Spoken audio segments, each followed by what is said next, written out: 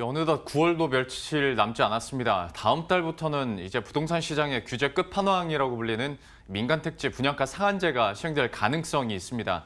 그러니까 이 말인즉슨 제도가 시행되지 않을 수도 있다라는 건데요.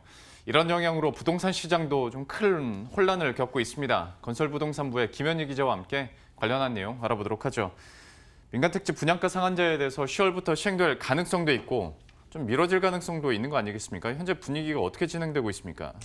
이 정확하게 말하자면 민간 택지 중에서도 투기 과열지구의 분양가 상한제를 좀 적용할 수 있는 그런 시행령 개정안이 오늘 중으로 입법 예고를 좀 마칩니다. 예. 그동안 국토교통부 홈페이지에는 무려 3천 건이 넘는 그런 의견들이 좀 달리기도 했는데요.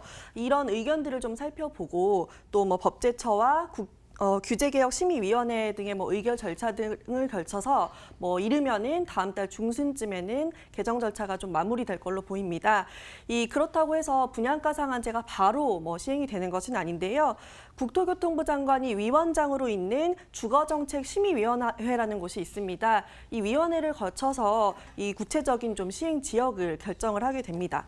그런데 최근에는 관계부처가 이견이 좀 나타나면서 분양가 상한제 자체가 미뤄지는 거 아니냐 이런 관측들도 나오고 있는데요.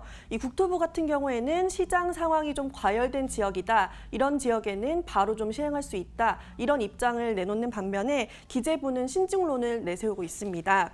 이 홍남기 부총리 겸 기획재정부 장관은 앞서서 분양가 상한제가 10월에 바로 작동하지 않을 거라고 밝힌 바 있는데요. 최근에 경제 여건이 좋지 않기 때문에 경기를 좀 부양하는 효과가 있는 부동산에 추가 규제를 내는 게 부담스러운 게 아니냐 이런 해석도 나옵니다. 사실 민간택지 분양가 상한제라는 제도 자체도 시장에 좀 충격을 줄 수 있는 거였는데 정부 부처 안에서도 스탠스가 좀 다르다 보니까 시장에서는 좀 혼란이 가중될 수밖에 없겠네요.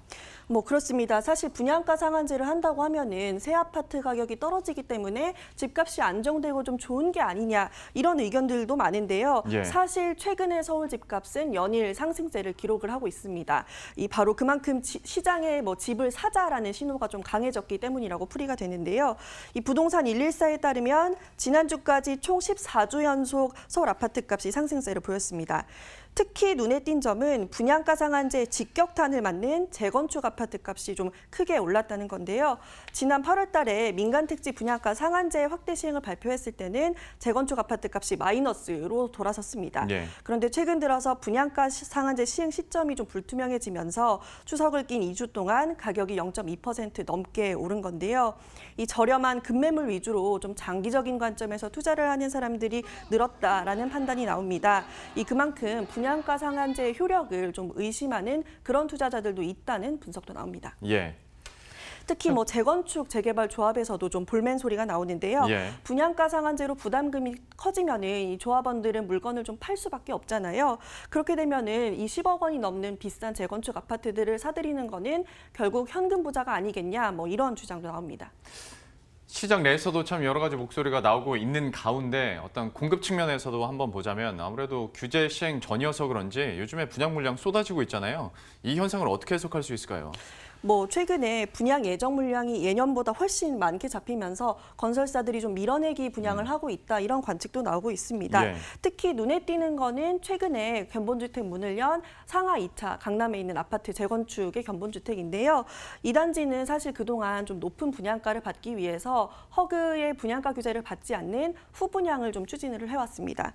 그런데 최근에 분양가 상한제를 발표하면서 이 단지가 규제에 바로 직접적인 그런 영향을 받는 단지가 된 거죠. 그러면서 결국 분양을 하기로 했는데요. 아직 청약을 받기 전이라서 경쟁률이 나오지는 않았지만은 분양가가 최소 13억 원에서 16억 원 사이로 책정이 됐거든요. 그런데 그동안 온라인 커뮤니티 상에서는 이 단지가 시세 차익만 6, 7억 원이 넘을 것이다 이런 예상이 나오면서 인기 단지로 꼽힌 겁니다. 결국에 분양가 상한제가 시행이 되더라도 이 시장 가격이 떨어지지 않을 것이라고 보는 사람들이 늘어나면서 결국 수요자들이 희소성 높은 새 아파트로 쏠리고 있는 겁니다. 이 기존의 신축 아파트 같은 경우에도 좀 살펴본다면은 최근 몇 달 사이에 수천만 원에서 1억 원 사이 이렇게 거래가가 좀 오르는 그런 신고가를 경신하는 단지들이 늘고 있습니다. 예. 지금까지 김현희 기자와 함께했습니다. 잘 들었습니다.